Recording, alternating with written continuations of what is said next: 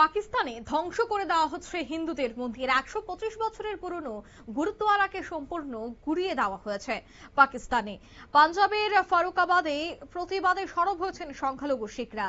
তীব্র নিন্দা জানিয়ে কড়া প্রতিক্রিয়া এবার ভারতের। বিস্তারিত সেই বিষয়ে জানবো। টেলিফোন লাইনে যুক্ত হয়ে গেছে প্রতিনিধি সৌম্য মুখোপাধ্যায়। সৌম্য, ১২৫ বছরের গুরুদ্বারা, আর সেই গুরুদ্বারাটিও ভেঙে দিয়েছে পাকিস্তান। কি জানতে পারছো বিস্তারিত? দেখো, সংখ্যালঘু নির্যাতনের ঘটনার ক্ষেত্রে পাকিস্তানের নাম গোটা বিশ্বেই সমালোচিত। এই ভাবমূর্তির বাইরে নতুন করে ভাবমূর্তি তৈরির চেষ্টা করছিল পাকিস্তান। ইরানের সাথে আমেরিকার শান্তি সমঝোতা করিয়ে নিজেদের ভাবমূর্তি শোধরাতে চাইছিল, কিন্তু নতুন করে যে পাকিস্তানের সংখ্যালঘুদের ওপর অত্যাচার হচ্ছে নির্মম ভাবে, তার প্রমাণ উঠে এলো। লাহোর থেকে পাকিস্তানের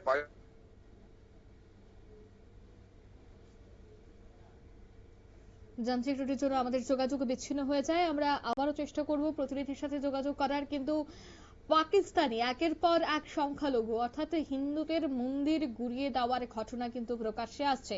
এবার ১২৫ বছরের সেই পুরনো গুরুদ্বার, যেখানে শিখরা যেতেন এবং পূজা অর্চনা করতেন, সেই গুরুদ্বারটিও ভেঙে গুড়িয়ে দেওয়া হয়েছে। আর তাতেই কিন্তু গোটা সেই জায়গার হিন্দুদের মধ্যে যেমন একদিকে প্রতিবাদ, ঠিক অন্যদিকে ভারতের পক্ষ থেকেও কিন্তু তীব্র প্রতিবাদ জানানো হচ্ছে। আবারও যুক্ত হয়ে গেছে আমাদের সাথে টেলিফোন লাইনে প্রতিনিধি সৌম্য মুখোপাধ্যায়।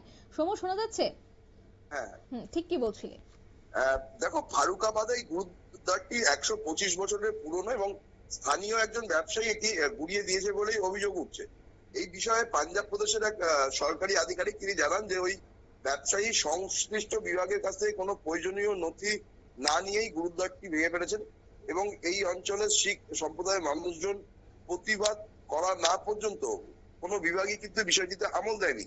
জড়ো শুরু হওয়ার পরে পাঞ্জাবের মুখ্যমন্ত্রী মারিয়াম নওয়াজ তিনি বিষয়টিকে গুরুত্ব দিয়ে দেখেন এবং বুধবার দিন পাঞ্জাবের সংখ্যালঘু বিষয়ক মন্ত্রী রমেশ সিং আরোরা ঘটনাস্থল পরিদর্শন করেন। তিনি আশ্বাস দিয়েছেন গুরুদ্বারটি পুনরায় সংস্কার করা হবে এবং সংখ্যালঘুদের মৌলিক অধিকার রক্ষা করে তাদের উপাসনালয়গুলোর নিরাপত্তা নিশ্চিত করা হবে। যদিও এই ঘটনায় কড়া নিন্দা করেছে নয়াদিল্লি। কড়া প্রতিক্রিয়া দিয়ে ভারতের বিদেশ মন্ত্রকের মুখপাত্র রণদীপ জয়সওয়াল ইসলামাবাদকে এই ঘটনার তদন্ত এবং ধর্মীয় যে গুরুদ্বারটি সেটি মেরামতের আহ্বান জানিয়েছেন। তিনি বলেছেন যে পাকিস্তানের ফারুকাবাদে ১২৫ বছরের পুরনো পবিত্র গুরুদ্বারটি যা ভেঙে ফেলা হয়েছে সেটি অত্যন্ত উদ্বেগজনক। এই ধরনের কাজকর্ম নিন্দনীয় এবং উদ্দেশ্য প্রণোদিত। আমরা এর ধিক্কার জানাচ্ছি। পাশাপাশি সংখ্যালঘুদের নিরাপত্তা যাতে নিশ্চিত করতে পারে ইসলামাবাদ, সেই আহ্বানও কিন্তু জানানো হয়েছে এবং ভারত কিন্তু এই ঘটনাকে কোনো বিচ্ছিন্ন ঘটনা হিসেবে দেখতে নারাজ।